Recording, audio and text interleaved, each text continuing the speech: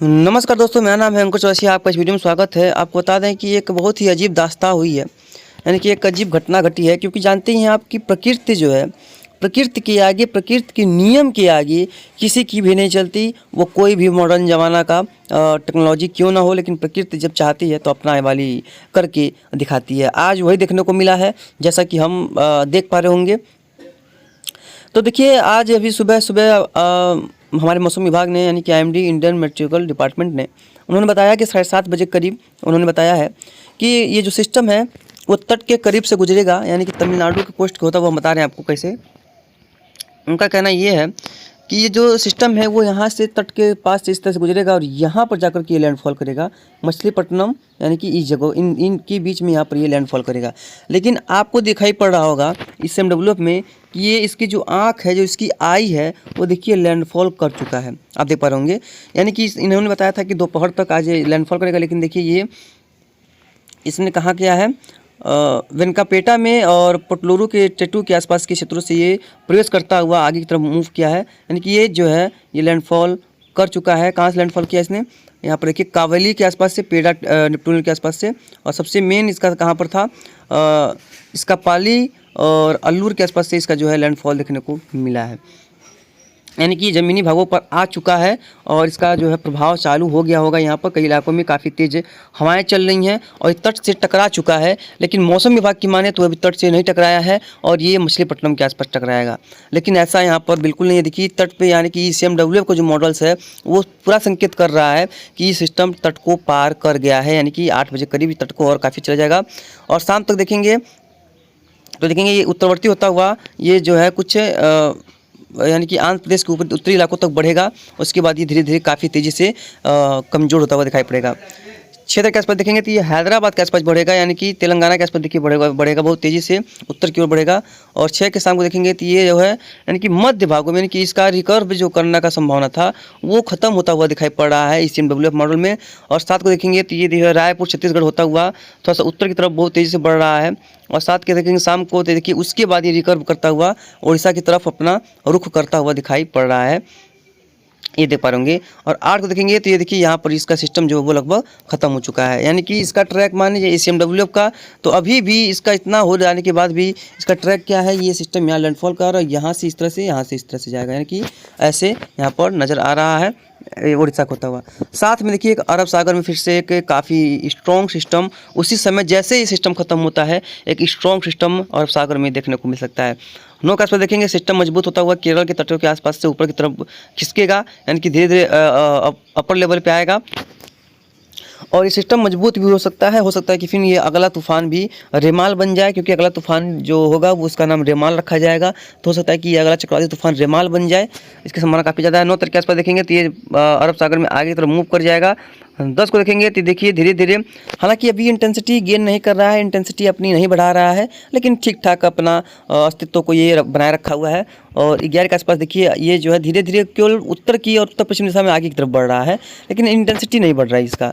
12 को देखेंगे तो देखिए सिस्टम जो है अभी इंटेंसिटी नहीं बढ़ा रहा है। और 13 के आसपास देखेंगे तो सिस्टम कमजोर होता हुआ दिखाई पड़ रहा है। यानी कि ये हो सकता है कि ये डिप्रेशन बनकर ही ख़त्म हो जाए, लेकिन इसकी भी कोई पूरा संभावना नहीं कर सकते। किसी के इस चीज़ों के बारे में आप पूरी तरह से सहमत नहीं हो सकते हैं कि ये पूरी तरह से कहाँ पर क्या होगा, कहाँ पर कैसा क्या माहौल रहेगा और किस तरह की गतिविधियाँ देखने को मिलेंगी, इसके बारे में आप पूरा डिटेल में आप बात नहीं कर सकते, क्योंकि इस समय का ऐसे ही स्थितियाँ देखने को मिलती हैं और ऐसा ही माहौल देखने को भी मिलता है। चलिए अब देखते हैं कि JFS इस समय इसके बारे में क्या अपना प्रेडिक्शन करता है।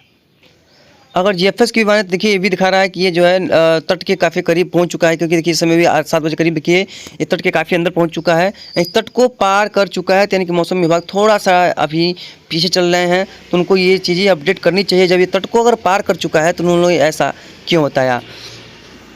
तो ये देखिए यहाँ पर आज शाम तो देखेंगे JFS दिखा रहा है कि ये जो है उसी दिशा में आगे बढ़ेगा जिस दिशा में वो दिखाया गया था, यानी कि जो पहले बताया गया था। और देखिए उसी तरह से ये रिकर्व करता हुआ ये क्षेत्र के आसपास देखिए रिकर्व करता हुआ यहाँ पर ये जो है जगदलपुर के आसपास, यानी कि रायपुर के छत्तीसगढ़ के निचले इलाकों पर जो है ये यहाँ पर तेलंगाना के आसपास क्षेत्रों पर ये काफ़ी तेज़ी से कमज़ोर होगा। 7 तारीख के आसपास हो सकता है कि ये मध्य प्रदेश के काफ़ी करीब पहुंच जाए और उसके बाद 8 तारीख के आसपास देखेंगे तो ये अपना अस्तित्व खो देगा। आप उसी में आज देखिए, आप देखते हैं कि अरब सागर में सिस्टम, तो अरब सागर में देखेंगे तो देखिए 9 तारीख के आसपास ये सिस्टम जो है वो इंटेंसिफाई हो रहा है, मजबूत हो रहा है। 10 तारीख के आसपास देखेंगे तो ये धीरे धीरे अभी मजबूत ही हो रहा है। और 11 तारीख देखेंगे तो ये धीरे धीरे अपना स्ट्रेंथ देखिए पकड़ रहा है। और उसके बाद ये केरल के तटों के साथ साथ आगे की तरफ मूव कर रहा है। और 13 के आसपास भी देखिए मूव कर रहा है। और 14 के आसपास भी ये तट के आसपास ही दिखाई पड़ रहा है। यानी कि कुल मिलाकर के अगर देखें तो ये देखिए, ये जो जेफएस हो या ICMWF है, इन दोनों का संकेत मिलने लगा है कि अरब सागर में एक सिस्टम फिर से बनने वाला है। लेकिन वो साइक्लोन बनेगा कि नहीं बनेगा, इसके बारे में कहना अभी मुश्किल भरा काम है।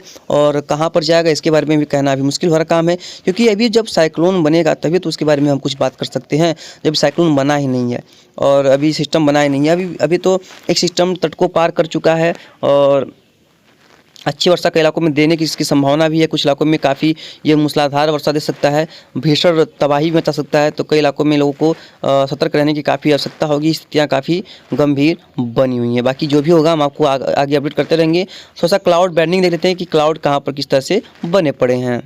ये देखिए क्लाउड बैंडिंग है, देखिए क्लाउड कितना अच्छे यहाँ पर देखिए, काफ़ी अच्छे खासे यहाँ पर क्लाउड जो है वो दिखाई पड़ रहे हैं। अच्छे क्लाउडिंग है यहाँ पर, कुछ इलाकों में काफ़ी ज़बरदस्त क्लाउडिंग नज़र आ रही है। और ये देखिए यहाँ से इस तरह से जो कल की तरह जो बादल थे देखिए वो काफ़ी तेज़ी से कमज़ोर हो पड़े हैं, क्योंकि अब ये तट को अंदर से पार कर चुका है। जब तट को पार कर गया है तब इसकी उसमें इतनी एनर्जी नहीं बची है कि क्लाउड बैंडिंग को बढ़ा सके। देखिए यहाँ पर इस तरह से ये क्लाउड ज़्यादा बहुत अच्छे थे। अगर ये यहाँ पर बना होता ये सिस्टम, तो ये यहाँ से इस तरह से आगे बढ़ा होता तो ये बहुत ज़्यादा मजबूत हुआ था। तो ये क्लाउड जो है अभी जो यहाँ तक दिख रहे हैं, ये क्लाउड लगभग यहाँ तक दिखते, यानी कि बहुत ज़्यादा, यानी कि पूरे भारत को ही कवर कर जाता, ऐसा यहाँ पर देखने को मिलता। तो यहाँ पर क्लाउड बैंडिंग काफ़ी अच्छी खासी है और यहाँ पर कई इलाकों में मूसलाधार बारिश हुई है। और आपको बता दें कि चेन्नई में लोगों को फेक वीडियो दिखा रहा था कल कि चेन्नई में बहुत भयानक तूफान आया है, पेड़ उखड़ रहे हैं, ऐसा नहीं है। हाँ, बारिश बहुत हुई है, 300 मिलीमीटर, 400 मिलीमीटर, यानी कि 430 मिलीमीटर की जो है अत्यंत भारी वर्षा हुई है, जिससे बाढ़ जैसे हालात बन गए हैं। चेन्नई के कई इलाकों में, उत्तरी इलाकों में भी तो खास तौर पे तबाही मच गई है। और यहाँ तक कि रात में मगरमच्छ घूमते भी दिखाई पड़े हैं, यानी क्रोकोडाइल भी यहाँ पर चेन्नई के इलाकों में घूमते हुए नजर आ रहे हैं। इतनी ज़्यादा वर्षा हुई है कि सभी नदियाँ नाले जो हैं वो उफान पर हैं, यानी कि रिकॉर्ड टूट गया है चेन्नई में बरसात की। और ये साइक्लोन भी इतना वर्षा दिया है कि कहिए मत, क्योंकि ये स्लोली मूविंग सिस्टम था, यानी कि वहीं पर रहेगा, धीरे धीरे मूव कर रहा था। इसी वजह से वहाँ पर एक ही जगह पर बादलों का जमावड़ा बना रहा। बहुत ज़बरदस्त रेनफॉल हुई, भीषण वर्षा हुई और 400 मिलीमीटर की यहाँ पर तबाड़तोड़ वर्षा हुई। हालांकि आज के बाद से चेन्नई में तो काफ़ी ज़्यादा वर्षा में कमी आएगी, यानी कि बारिश कम हो जाएगी, क्योंकि ये सिस्टम उत्तर की तरफ बढ़ रहा है। तो बारिश भी धीरे धीरे विशाखापट्टनम, मछलीपट्टनम के आसपास, नेल्लोर के आसपास के क्षेत्रों में बढ़ गई है। बढ़ क्या जाएगी, बढ़ गई है। कई इलाकों में यहाँ पर भीषण तबाही वाली वर्षा होगी और यहाँ पर भी लगभग 100, 200, 250, 300 मिलीमीटर की यहाँ पर हैवी टू वेरी हैवी और काफ़ी कहीं कहीं पर अत्यंत भारी वर्षा की संभावना बनी रहेगी। तो जो भी होगा हम आपको लगातार आगे अपडेट कर देंगे। फिलहाल इस बुलेटिन में यहाँ तक इतना ही। जो भी होगा आप लोग कमेंट करिए, जिससे कि हम आपको लगातार अपडेट कर पाएँ। और सागर में भी सिस्टम बनने वाला है। धन्यवाद।